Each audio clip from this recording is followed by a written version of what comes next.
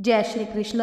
हर हर महादेव। दोस्तों, चाहे कितना ही अभागा मनुष्य हो, सुबह 3 बजे से 6 बजे उठकर ब्रह्म मुहूर्त में कर दो जाए काम, जो चाहेगा वो मिलेगा। एक समय की बात है, माता पार्वती ने भगवान शिव से पूछा, स्वामी, मैंने देखा है कि चाहे कितना ही अभागा मनुष्य हो, अगर वह सुबह के समय ब्रह्म मुहूर्त में उठता है तो वह बहुत सुखी रहता है। ऐसा क्यों है? मुझे ब्रह्म मुहूर्त का रहस्य बताइए। तब भगवान शिव ने कहा, हे देवी, मैं आपको इस प्रश्न का उत्तर एक कथा के माध्यम से बताऊंगा। कृपया आप इस कथा को ध्यानपूर्वक सुनना, और जो भी मनुष्य इस कथा को पूरा सुनेगा वह कभी भी इस अवसर को अपने हाथ से जाने नहीं देगा। ब्रह्म मुहूर्त का रहस्य जानकर पूरा जीवन बदल जाएगा। भगवान शिव कथा को सुनाना प्रारंभ करते हैं और माता पार्वती से कहते हैं, बहुत समय पहले की बात है, काशी में दीनू नाम का एक लड़का रहता था। वह लड़का बहुत ही अच्छा था, लेकिन एक गलत आदत थी। वह देर तक सोता रहता था। सुबह उसे जगाने के लिए घर वाले कई प्रयास करते थे, परंतु वह रोजाना सुबह देर तक उठता था। वह लड़का कभी भी 9 बजे से पहले नहीं उठता था। जब वह बालक था तब परिवार वालों ने सोचा कि जब यह बड़ा हो जाएगा तो इसकी आदत में सुधार हो जाएगा, परंतु वह लड़का जैसे जैसे बड़ा होता गया उसकी यह आदत और भी ज़्यादा गहरी होती चली गई। दुनिया इधर से उधर हो सकती थी, लेकिन वह लड़का कभी भी जल्दी नहीं उठ पाता था। उसके पिता उसकी इस आदत से बहुत ज़्यादा परेशान रहने लगे थे। उस लड़के को ढेरों नकारात्मक शक्तियों ने घेर लिया था। वह सभी को पलटकर जवाब देता था और दिन भर उदास रहता था। इसका असर उसके स्वास्थ्य पर भी पड़ रहा था। जब उस लड़के को यह पता लगा कि उसके सारे मित्र सफलता को प्राप्त कर चुके हैं, तब वह और भी ज़्यादा चिंतित हो गया और ईश्वर को कोसने लगा। वह बार बार यही कहता था कि मेरी किस्मत ही खराब है, परंतु उसके पिता अच्छी तरह से जानते थे कि उस लड़के के असफल होने के पीछे क्या कारण है। भगवान शिव ने कहा है, हे देवी, फिर एक दिन की बात है, उसके पिता को किसी सन्यासी के बारे में पता चला। उसने तुरंत अपने बेटे की समस्या को लेकर उसी सन्यासी के पास जाने का निर्णय लिया। सन्यासी को बेटे की आदतों के बारे में बताया और सन्यासी ने कहा कि कल आप अपने बेटे को इस आश्रम में आने को कहिए। फिर उस लड़के का पिता अपने घर की ओर चला गया। उसे पता था कि अगर वह सीधे तरीके से अपने बेटे को सन्यासी से मिलने के लिए कहेगा तो वह कभी तैयार नहीं होगा। उसने अपने बेटे को अपने पास बुलाया और कहा, तुम्हारे सारे मित्र जीवन में सफलता प्राप्त कर चुके हैं, क्या तुम सफल नहीं होना चाहते हो? लड़के ने उत्तर दिया कि जरूर पिताजी, परंतु जब भी मैं अपने मित्रों से उनकी सफलता का रहस्य पूछता हूँ तो वह मुझे कुछ नहीं बताते हैं। भगवान शिव ने कहा, हे देवी, फिर उसके पिता ने कहा कि मुझे यह रहस्य पता चल गया है कि वह सभी क्यों सफल होते जा रहे हैं। तब उस लड़के ने बड़ी उत्सुकता से पूछा, क्या पता चल गया है पिताजी? कृपया करके आप मुझे बताइए। उसके पिता ने कहा कि कल सुबह तुम्हें एक सन्यासी के आश्रम में जाकर उनसे मिलना है। यदि तुम वहां पर समय से पहुंच गए तो वह सन्यासी तुम्हें ऐसा मंत्र बताएंगे जिससे तुम सफल हो जाओगे, परंतु एक समस्या है। लड़के ने कहा कि पिताजी, मैं कल पूरी रात जागता रहूंगा और सुबह सन्यासी से मिलकर आऊंगा।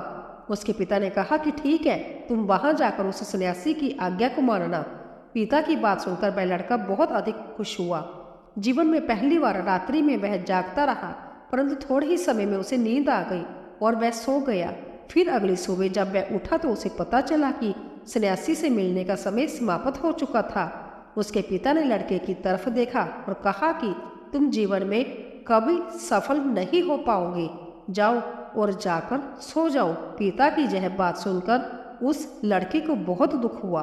उसने मन संभय को चुनौती दी कि कल सुबह वह सन्यासी से मिलने अवश्य जाएगा। उसने अपने पैर में एक छोटा सा घाव बना लिया, जिससे दर्द के कारण उसे रात भर नींद नहीं आई। भगवान शिव ने कहा, हे देवी, ये ऐसा पहला अवसर था जब उसने अपने जीवन में पहली बार सूर्य उदय देखा था। वह तुरंत ही तैयार होकर सन्यासी से मिलने के लिए चला गया। आज उसका अनुभव कुछ अलग ही था।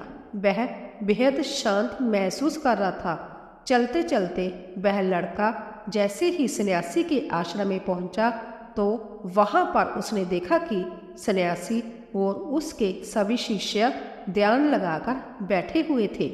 भगवान शिव ने कहा, हे देवी, फिर जब ध्यान का समय समाप्त हुआ तब लड़का उस सन्यासी के पास पहुंचा और उन्हें प्रणाम करते हुए बोला कि आपके पास कोई ऐसा मंत्र है जिससे मैं सफल हो सकता हूँ? कृपया करके मुझे वह मंत्र बताइए। मैं भी अपने मित्रों के समान सफल होना चाहता हूँ और अच्छा जीवन जीना चाहता हूँ। भगवान शिव ने कहा, हे देवी। फिर सन्यासी मुस्कुराए और बोले, अच्छा तो तुम वही बालक हो। तुम्हारे पिताजी मुझसे मिलने आए थे और उन्होंने तुम्हारे विषय में मुझे सब कुछ बता दिया था। मैं तुम्हें वह मंत्र अवश्य बता देता, परंतु अब लड़के ने जैसे ही परंतु शब्द सुना तो लड़का घबरा गया। उसने पूछा, परंतु क्या गुरुदेव जी? तब सन्यासी बोला, मैं तुम्हें वह मंत्र बताऊंगा, परंतु अगले 21 दिनों तक तुम्हें मेरी आज्ञा माननी होगी। मैं तुम्हें वह मंत्र 21 दिनों के बाद बताऊंगा। तब तक मैं तुमसे जो भी कार्य कहूँगा तुम्हें वह करना होगा। यदि तुम असफल हुए या कार्य के बीच में तुम्हारा संकल्प टूट गया तो उस मंत्र का असर नहीं होगा। दृढ़ निश्चय के साथ उस लड़के ने कहा कि मुझे आपकी सारी आज्ञा स्वीकार है। मैं अगले 21 दिनों के लिए आपका दास हूँ। आप जो भी कहेंगे मैं वही कार्य करूँगा। मुझे केवल और केवल उस मंत्र के बारे में जानना है। भगवान शिव ने कहा, हे देवी। फिर सन्यासी ने उस लड़के से कहा कि ठीक है, कल से तुम्हारा कार्य शुरू होगा। तुम इसी आश्रम में निवास करोगे। वह लड़का आश्रम में निवास करने के लिए तैयार हो गया। सन्यासी ने कहा कि जहाँ रहते हुए तुम्हें ब्रह्म मुहूर्त में उठना होगा और दूसरे शिष्यों की तरह ध्यान और तप करना होगा। साथ ही आश्रम के कार्यों में भी सहायता करनी होगी। ध्यान रहे, यह संकल्प टूटना नहीं चाहिए। भगवान शिव ने कहा, हे देवी। अब लड़का सन्यासी की बात से सहमत हो गया और अगले दिन से उसके कार्य के दिन की शुरुआत थी।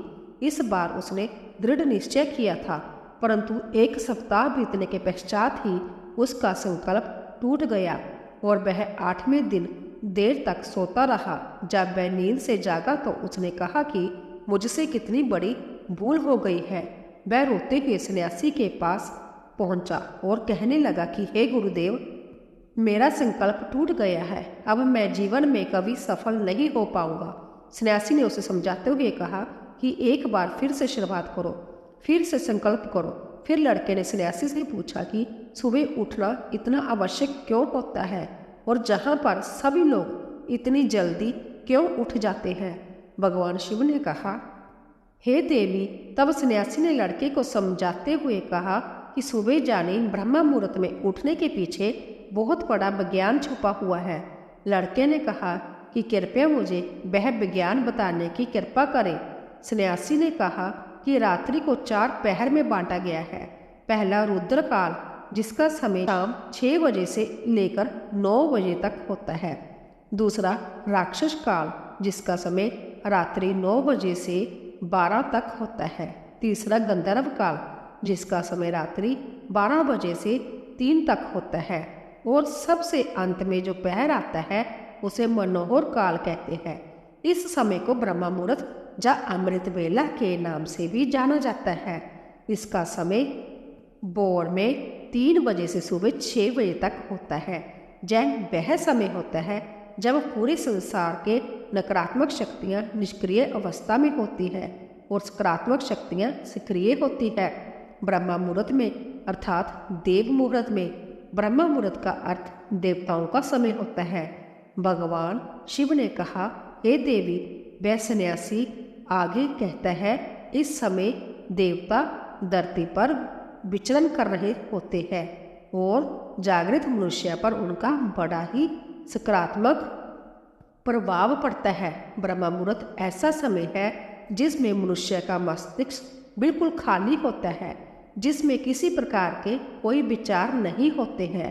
और जब इस समय व्यक्ति अपनी पुस्तक खोलकर पाठ का अध्ययन करते हैं तो उन्हें सब कुछ जल्दी जल्दी याद भी होता है और यह लंबे समय तक याद रहता है। यह ऐसा समय है जिसमें हम ज्ञान को समझाने का प्रयास करते हैं। इस कारण आश्रम के सभी शिष्य और संसार में बहुत से ज्ञानी लोग ब्रह्म मुहूर्त में ही उठ जाते हैं। प्राचीन काल में रोशनी का कोई स्रोत न होने के कारण लोग अपने दिन का समापन सूर्य अस्त के साथ और आरंभ सूर्य उदय के साथ करते थे। यह एक तरीका है जिससे मानव जीवन प्रकृति के साथ तालमेल बनाकर चलता है। भगवान शिव ने कहा, हे देवी। फिर उस लड़के ने कहा कि ठीक है, मैं कल से अपना संकल्प फिर से शुरू करता हूँ, परंतु ब्रह्म मुहूर्त में उठकर मुझे क्या क्या करना चाहिए। तब सन्यासी ने कहा कि ठीक है, मैं तुम्हें बताता हूँ कि ब्रह्म मुहूर्त में क्या करना चाहिए और कैसे करना चाहिए। सबसे पहले उठकर धरती माता पर पाँव रखने से पहले धरती माता को प्रणाम करना चाहिए और अपनी दोनों हथेलियों को देखना चाहिए और ईश्वर को धन्यवाद देना चाहिए कि उन्होंने तुम्हें आज का सूर्योदय देखने का अवसर दिया है। इसके बाद नित्य कर्म और स्नान करने से शरीर की ही नहीं बल्कि मन की शुद्धता भी बढ़ती है। स्नान करने के पश्चात ध्यान की प्रक्रिया होती है। ब्रह्म मुहूर्त में ध्यान की अवधि 21 दिन तक होती है। इस विधि का प्रयोग तब तक किया जाता है जब आप अपनी कोई मनोकामना की पूर्ति चाहते हैं। ये ऐसा समय होता है जब व्यक्ति अपने आज्ञा चक्र को सक्रिय करने पर काम करते हैं। भगवान शिव ने कहा, हे देवी। आगे वह सन्यासी कहता है, आज्ञा चक्र दोनों बाहों के बीच होता है। यह संकल्प का स्थान भी कहा जाता है। अगर इस चक्र पर ध्यान केंद्रित किया जाए और अपनी मनोकामना को बार बार दोहराया जाए तो मात्र 21 दिनों के भीतर वह मनोकामना पूरी हो जाती है। अगर आपके मन में कोई अधूरी मनोकामना है और आप उसे पूरी करना चाहते हैं, तब उसे सबसे पहले उस मनोकामना का स्पष्टीकरण कर ले। आपको क्या चाहिए यह निर्णय अवश्य कर ले। इसके बाद ध्यान की विधि को शुरू करें। ब्रह्म मुहूर्त में स्नान के बाद एक ऐसा स्थान चुने जहाँ पर बाजू का प्रवेश हो। ध्यान में शुद्ध प्राण बाजू का होना आवश्यक है। ध्यान की मुद्रा में रीढ़ की हड्डी सीधी होनी चाहिए, साथ ही गर्दन भी सीधी होनी चाहिए। सुखासन की अवस्था में दोनों हाथों को घुटनों पर रखकर आंखें बंद करके बैठ जाए। हाथों की मुट्ठी को बंद कर ले और 2-3 मिनट तक बिल्कुल शांत हो जाए। जब आपका शरीर स्थिर हो जाए और श्वास भी शांत हो जाए, तब उसके बाद अपना सारा ध्यान आज्ञा चक्र पर लगाए। इस दौरान लंबी गहरी सांस लें और सांस को रोककर रखें। इस सांस में आप अपनी इच्छा को मन ही मन दोहराएं और अपने मन में इष्ट देव और देवी देवताओं और गुरुजनों का चिंतन करें। भगवान शिव ने कहा, हे देवी। उस सन्यासी ने कहा, जब सांस को रोकना कठिन हो जाए तब धीरे धीरे सांस को बाहर की ओर छोड़ो। सांस को नाक से भरे और मुख से बाहर छोड़े। इस प्रक्रिया को 3 से 4 बार प्रतिदिन दोहराएं। ऐसा प्रतिदिन करने से आपकी जो मनोकामना है वह अवचेतन मन तक अवश्य पहुंच जाएगी और इच्छा पूर्ति जल्दी होगी। आज्ञा चक्र सक्रिय होता है और हमारी आज्ञा को पूरा करता है। सांस को रोक कर रखने के दौरान शरीर में आपातकाल की स्थिति हो जाती है, जिससे कि आप बेकार की बातें सोचने और विचार करने से बचते हैं।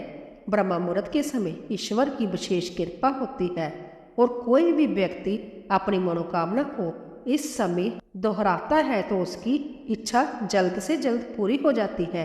भगवान शिव ने कहा, हे देवी। इस प्रकार सन्यासी ने उस लड़के को ब्रह्म मुहूर्त का महत्व बताया। अगले 21 दिनों तक उस लड़के ने बड़े ही मन के साथ इस प्रक्रिया को अपनाया। अब वह बहुत ही ज्यादा अनुशासित और शांत स्वभाव का बन चुका था। उस लड़के ने जैसे ही अपना संकल्प पूरा कर लिया, उसके बाद वह लड़का बड़े ही प्रसन्न भाव से सन्यासी के पास पहुंचा और कहने लगा, हे गुरुदेव, मैंने 21 दिनों का संकल्प पूरा कर लिया है। अब कृपया मुझे सफल होने का मंत्र बताइए। तब उस सन्यासी ने मुस्कुराते हुए कहा कि पिछले 21 दिनों से जो अभ्यास तुम करते हुए आ रहे हो वही तुम्हारी सफलता का मंत्र है। जो व्यक्ति ब्रह्म मुहूर्त में उठकर ध्यान प्रक्रिया को सही तरीके से करता है वह जीवन में कभी असफल नहीं हो सकता। तुम्हें ब्रह्म मुहूर्त का रहस्य पता चल चुका है। अब तुम इसे जीवन प्राप्त करो। तुम्हें जीवन के लक्ष्य और सफलता दोनों प्राप्त होंगे। उस लड़के ने सन्यासी को धन्यवाद दिया और ब्रह्म मुहूर्त के नियमों का पालन जीवन पर्यंत तक करने का वादा भी किया। भगवान शिव ने कहा, हे देवी, अब तो आपको पता चल गया होगा कि ब्रह्मा मुहूर्त क्या होता है। तब माता पार्वती ने कहा, हे स्वामी, अब मुझे ब्रह्मा मुहूर्त का संपूर्ण ज्ञान हो गया है। इतना कहकर माता पार्वती ने भगवान शिव को प्रणाम किया। वीडियो अगर पसंद आया हो तो वीडियो को लाइक और हमारे चैनल को सब्सक्राइब करें और अपने दोस्तों के साथ शेयर करें। धन्यवाद।